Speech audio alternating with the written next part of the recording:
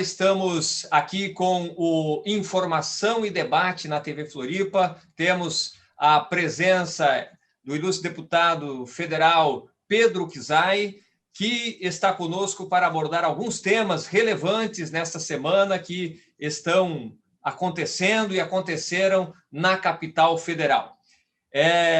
Uma saudação, seja bem-vindo, deputado, ao nosso programa. Bom tê-lo aqui. Obrigado, Gilberto. A saudação também. É uma alegria, uma honra conversar contigo, conversar com todos que acompanham este teu programa. Parabéns pelo teu profissionalismo. Para mim, é uma honra conversar com você. Muito bem, deputado. Vamos começar abordando o tema da aprovação da PEC do auxílio emergencial, que ocorreu nesta quarta-feira e que recoloca o auxílio emergencial com valores diferentes daquilo que tinham sido conquistado no ano passado e também coloca uma série de regras fiscais para que vão naturalmente também ter impacto na sociedade brasileira, deputado. O senhor poderia nos explanar um pouco da sua avaliação?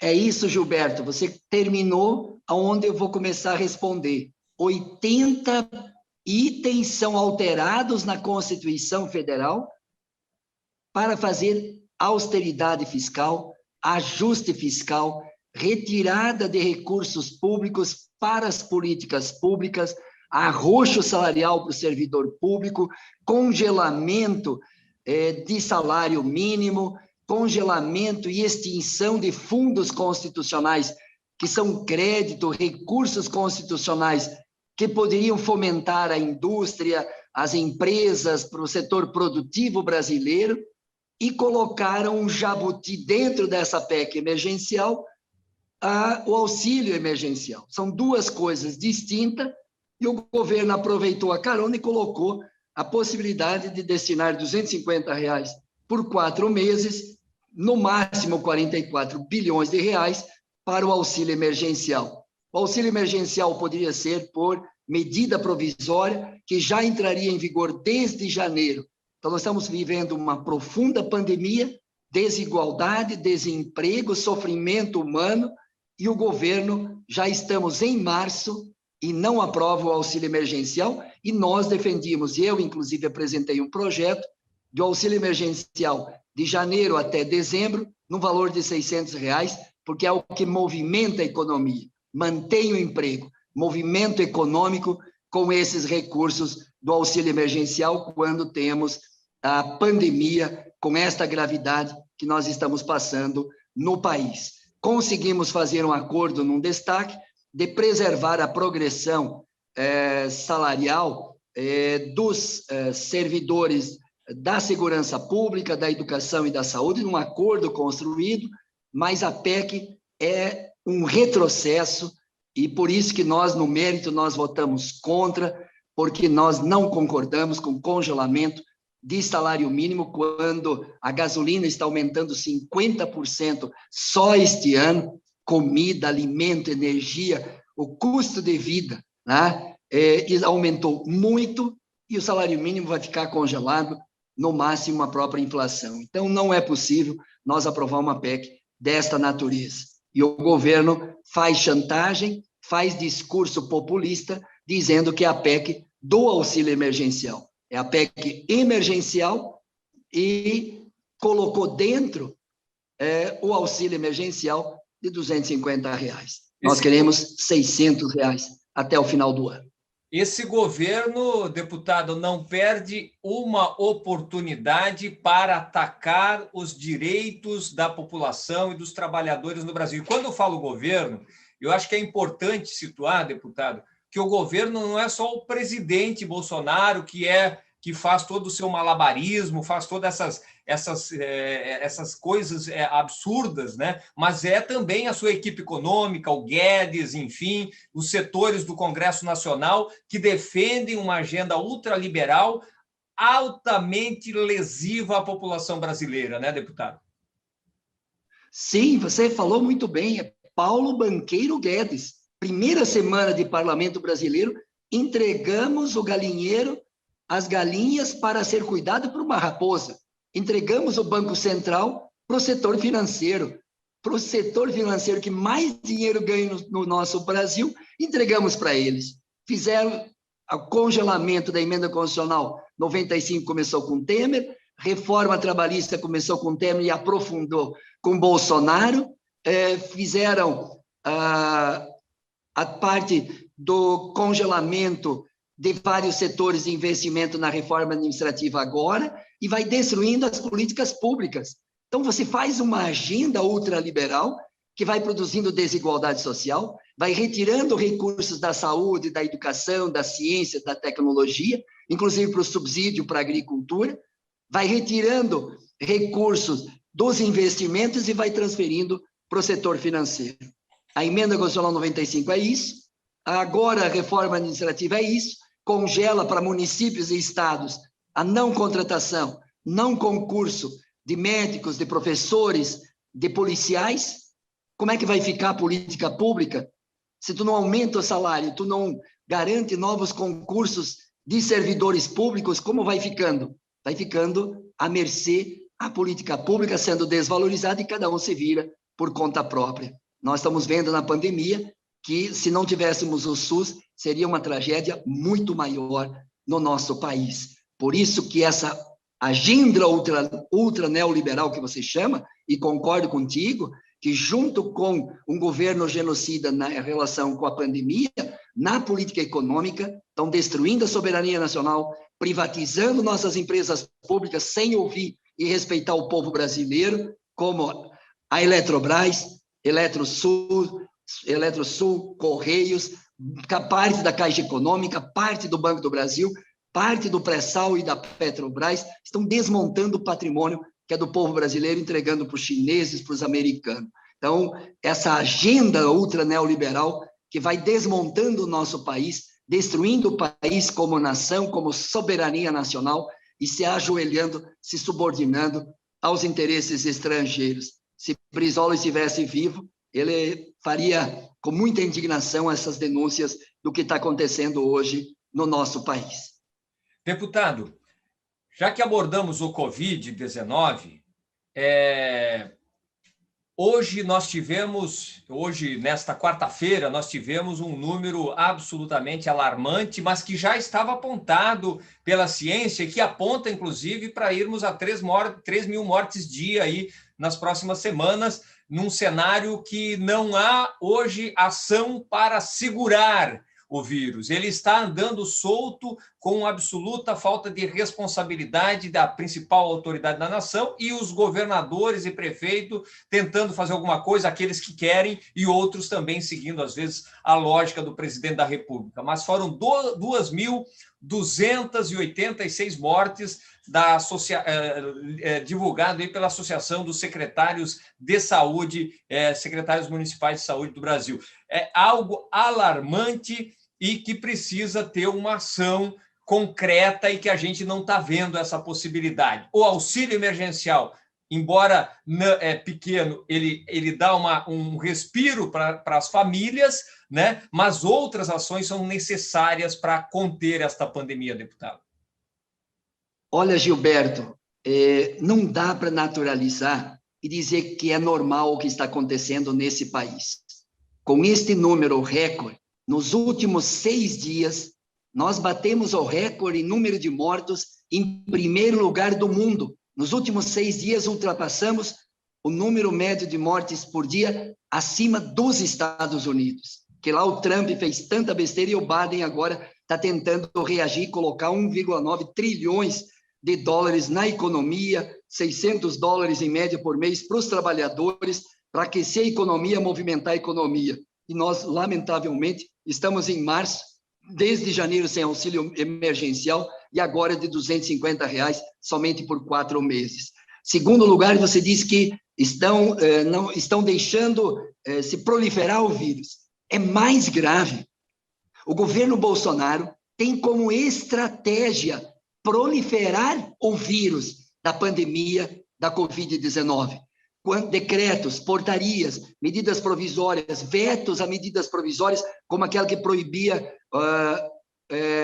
o uso de máscara. Não, que obrigava o uso de máscara. E o Bolsonaro vetou. Fazer discurso para não utilizar máscara, álcool em gel, distanciamento social. A forma como lidou com em Manaus, que agora a cepa de Manaus está se espalhando no Brasil com muito mais agressividade e com muito mais mortes. Então, é um governo que patrocina a necropolítica, que patrocina a morte nesse país. Tem nome, tem crime de responsabilidade, tem genocídio acontecendo nesse país. Quantos amigos, Gilberto, nós perdemos nesse país e agora em Santa Catarina, em Chapecó? Perdi amigos, perdi amigas, perdi parentes, perdi companheiros, companheiras que estão aí no dia a dia na luta conosco e muitos estão hospitalizados. Então, já tem jovens morrendo, tem crianças morrendo, e um governo que patrocina como estratégia a proliferação do vírus. Então, por isso que nós estamos num momento gravíssimo. E esse discurso, não só genocida, mas irresponsável, que tem que cuidar da economia e não precisa cuidar da pandemia, não precisa cuidar da vida, isso é falso. Isso é para um grupelho da elite de Santa Catarina que ajoelhou o governador e um covarde de um governador que nós temos em Santa Catarina. É uma vergonha para os bombeiros militares e comunitários de Santa Catarina, como um ex-bombeiro aposentado que devia cuidar do patrimônio e da vida do povo catarinense, abdicou dessa responsabilidade para atender os interesses de um grupelho, de uma elite de Santa Catarina. Nós temos que, com indignação, dizer isso. Com indignação. Se não tem vacina, olha o crime. Já podíamos ter 70 milhões de vacinas no ano passado, da Pfizer, que ela ofereceu para o Bolsonaro. Nós podíamos ter o protocolo de 30% da população, o Bolsonaro disse que não, só 10%. Tem que mudar, inclusive, essa orientação na Organização Mundial de Saúde. Então, um governo genocida que é patrocinado por governos municipais, por governo estadual como o de Santa Catarina. Você não tem vacina rápida, não tem auxílio emergencial e não tem vacina já, o que faz? Tem que ter lockdown, tem que ter distanciamento, tem que ter restrição. Acima de 80% da ocupação dos leitos de UTI, tem que fazer lockdown. Esse é um palavrão que assusta alguns setores, mas é irresponsabilidade do governo que está produzindo lockdown. Nós não somos a favor de lockdown. Só que eu estou só dizendo que nós não temos outra alternativa, porque o governo não fez vacina, não fez testagem, não fez distanciamento, não patrocinou a coordenação nacional para dizer se cuidem, usem máscara. E os charlatões estão divulgando inverdades, como o dono da Avan, que diz que tratamento precoce funcionava, cloroquina, por que não deu para sua mãe? Por que não deu para sua mãe cloroquina, que deixou ela morrer? Se tratamento precoce funciona distanciamento, funciona álcool gel, funciona máscara, funciona vacina já. Enquanto não tiver vacina, por uma irresponsabilidade desse governo, que o Brasil tem a maior experiência do mundo, já vacinou 80 milhões em 3 meses no Brasil, e agora esse crime de lesa-pátria contra o povo brasileiro. Minha solidariedade a todas as famílias catarinenses e brasileiros que perderam entes queridos, e agora está uma tragédia humana que não é normal. A China, que começou lá, tem 5 mil mortos, cresceu 2,3% a economia, e esse ano vai crescer 8%. A China, com 1 bilhão e 300 milhões de pessoas. Pelo amor de Deus, vamos levar a sério esse debate da pandemia. E o Brasil tem os piores índices em todos os quesitos, na economia, no controle, na vacina, quer dizer, é um desastre absoluto. E o presidente da República, ele muda de discurso a cada dia. O presidente da República, ele muda de discurso a cada instante, porque ele estava negando a vacina, hoje já mudou, né? Já estava usando máscara e dizendo da importância da vacina, deputado. Eu não me surpreendo, eu convivi com ele 8 anos. Discutia economia, ele não discutia. Discutíamos ciência, tecnologia, educação, saúde, SUS, ele não discutia. Quando era para discutir arma e armar o povo, só disso que ele entendia. Então, eu não me surpreendo com essa postura genocida dele. O que me surpreende é que tem catarinenses puxando o saco aí de um presidente genocida. Ter votado, isso faz parte da democracia. Embora com fraude, com fake news, com golpes, com prisão de ex-presidente, tudo isso. Agora, depois de 2 anos, avaliar o que está acontecendo, pelo menos ouvi de um empresário há poucos dias, eu era Bolsonaro, eu votei no Bolsonaro e ia votar de novo em 2022, pois que a minha mãe ficou 20 dias entubada na UTI, quase morreu da Covid, e queria desesperadamente se despedir dos filhos, e essa doença não deixou, e eu acreditei que era gripezinha. Eu não posso mais concordar com um governo que promove a morte. Pelo menos tem alguns sensatos que estão mudando de posição. Então, é isso mesmo que tu fala, que tu nos pergunta aqui. Desemprego mais de 14 milhões, desigualdade social, inflação, aumento do preço dos combustíveis, da comida, não apoia a produção, falta crédito para a agricultura, e aí negando a ciência, negando e não apoiando a educação pública, a universidade pública, não apoiando vacina, atrasou tudo. Os mortos de hoje têm que ter nome, quem é Bolsonaro, governadores que não são responsáveis e não fazem o que deve ser feito pelo que define as autoridades. Parabéns ao Ministério Público de Santa Catarina, Ministério Público Estadual, Federal, Defensoria Pública da União, Defensoria Pública do Estado, Tribunal de Contas. Parabéns às entidades que fizeram um documento extraordinário dizendo vamos ter responsabilidade em relação à pandemia. Mas me surpreendo quando vejo promotora defender a volta às aulas presenciais. Parabéns ao Sinte catarinense, que não defende. Põe vacina primeiro. Como é que vamos expor crianças, professores? Quantos professores já morreram nesse país? Vai ser 40 milhões de crianças que estudam na escola pública. Vai ser uma tragédia humana, além do que já está sendo. Então, vamos vacinar todo mundo para depois ter volta às aulas. Nós queremos volta presencial. Todos os professores querem volta presencial, mas vamos dar garantia e segurança primeiro da vida dos professores, da vida das crianças e da vida dos pais e avós das crianças. Porque uma criança chega em casa, não vai abraçar o vô, a avó, o pai, a mãe. E se está com a Covid, faz o quê? Entendeu? Então, tem que ter responsabilidade. E, infelizmente, nosso governador do estado de Santa Catarina, hoje, é um grande covarde. Deputado, e o agravante nessa situação toda é o seguinte: nesta quarta-feira, o secretário de Estado de Saúde de Santa Catarina, André Mota Ribeiro, declarou que nós somos o epicentro da nova cepa. 63% dos casos de coronavírus em Santa Catarina são a nova cepa, que é 2 vezes mais letal, mata 2 vezes mais, e que é 10 vezes mais contagiosa do que o coronavírus inicial. Essa cepa que nasceu exatamente desta falta de política, de deixar o vírus andar de forma desenfreada, e que pode criar cepas ainda mais graves. Por isso que o Brasil se torna um epicentro, um problema mundial hoje. Mas essa informação de Santa Catarina coloca exatamente a informação, porque esta nova cepa está matando jovens, está matando crianças, né? Não é mais a lógica só dos idosos ou as pessoas que tinham algum tipo de comorbidade. Agora as coisas complicaram-se ainda mais. Por isso que é necessário aquilo que o senhor defende, lockdown. Ou para isso nesse momento, ou vai ser um desastre, deputado. Olha, Gilberto, quem está nos assistindo pode dizer: o Pedro defende lockdown, não defende a economia, não defende as empresas, não defende os empregos. Mais falso do que isso. Isso é falso, esse debate. Nós estamos defendendo restrições, lockdown, porque os governos, o governo federal, que muitos catarinenses votaram, escolheram e continuam puxando o saco, não fizeram o que deveriam ter feito.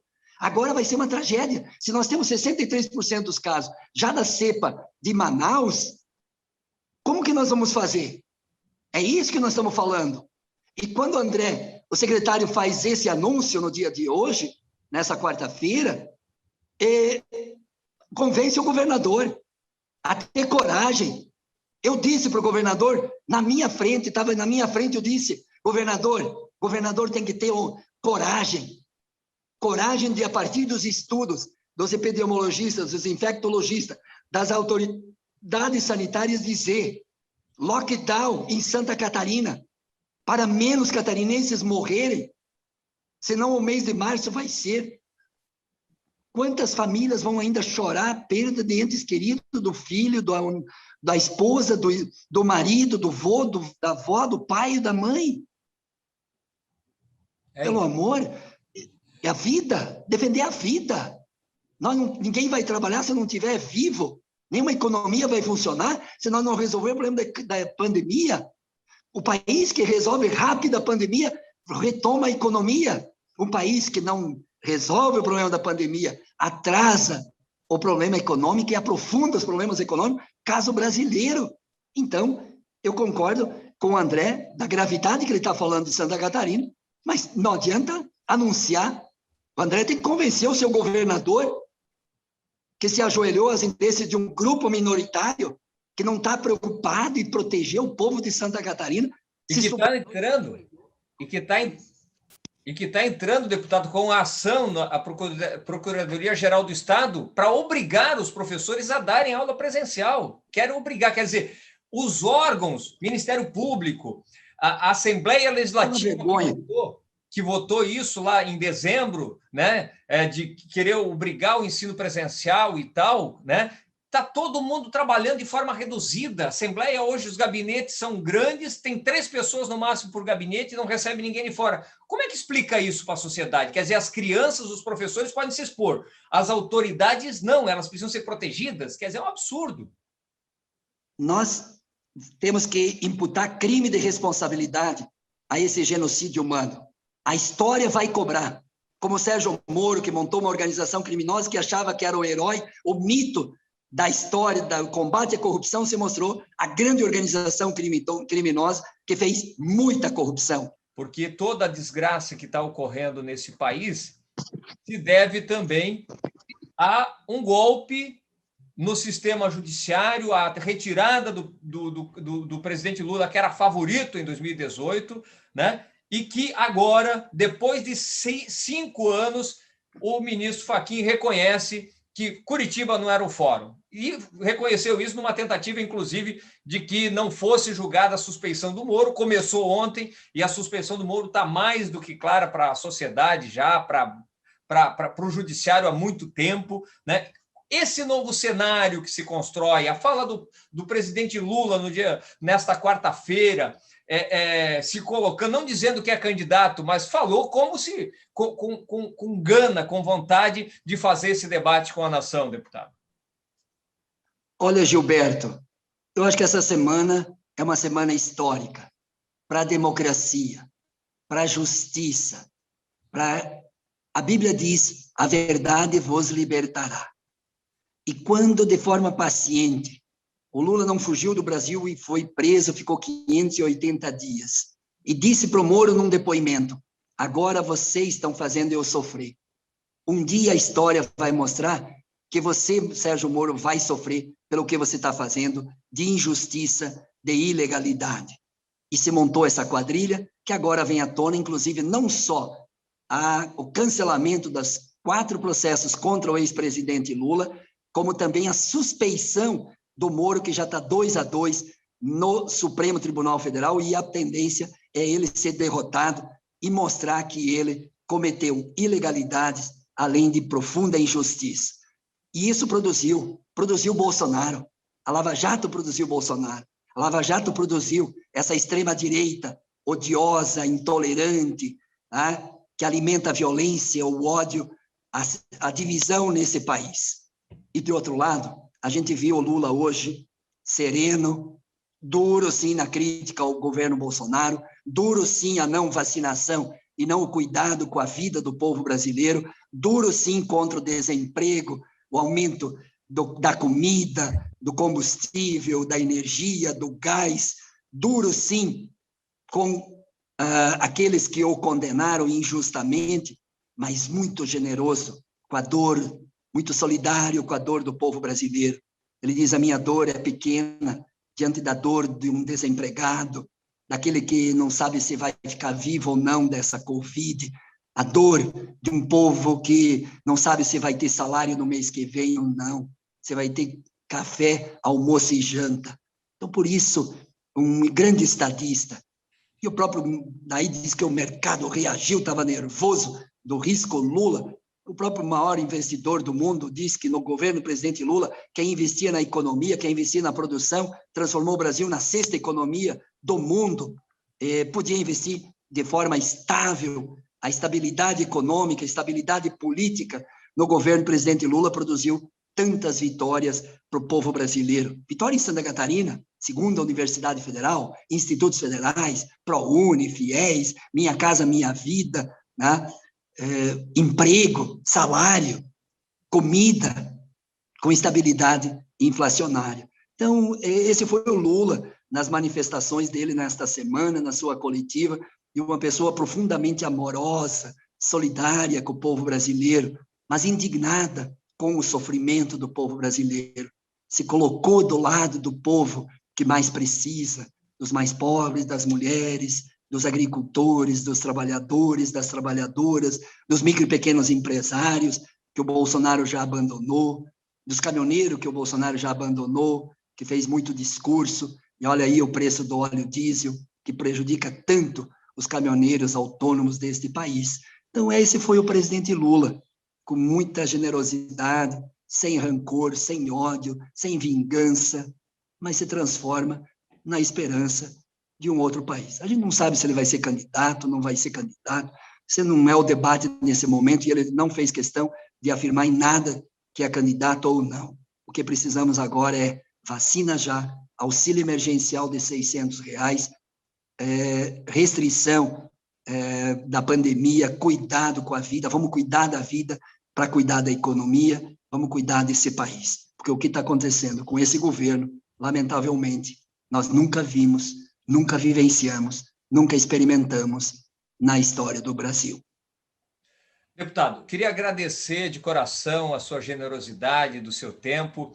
Vou confessar, essa entrevista nós gravamos nesta quarta-feira, aniversário do deputado Pedro Kizai, então, numa data de que ele trabalhou o dia todo, noite adentro, no Congresso Nacional, aí, discutindo temas relevantes para a nação.